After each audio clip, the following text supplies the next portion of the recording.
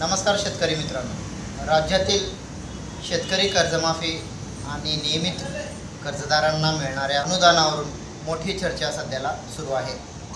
राज्य सरकारने अलीकडेच शेतकरी कर्जमाफी योजनेत काही महत्त्वाचे बदल केले आहेत। मुख्यमंत्र्यांनी घेतलेल्या या निर्णयामुळे काही शेतकऱ्यांना दिलासा मिळालेला आहे, पण काही शेतकऱ्यांना मोठा गैरसमज निर्माण झाला आहे।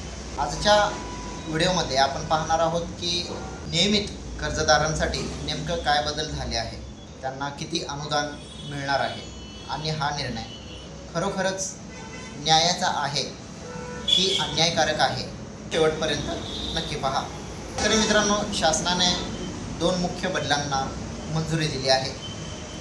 पहिला बदल म्हणजे 2019च्या कर्जमाफी योजनेत जे शेतकरी पात्र ठरले होते त्यांना पुन्हा एकदा 2 लाखपर्यंत कर्जमाफी दिली जाणार आहे। आणि दुसरा महत्त्वाचा बदल म्हणजे नियमित कर्जदार शेतकऱ्यांसाठी असणारी 2026 आणि 2027ची जी काही अट होती ती रद्द करण्यात आली आहे। अनेक ठिकाणी अशा बातम्या पसरत आहेत की नियमित कर्जदारांना 2 लाख रुपये मिळणार आहेत, पण तसे नाही।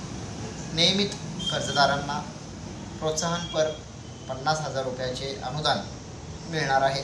26 आणि 2027ची अट ही शिथिल अनुदान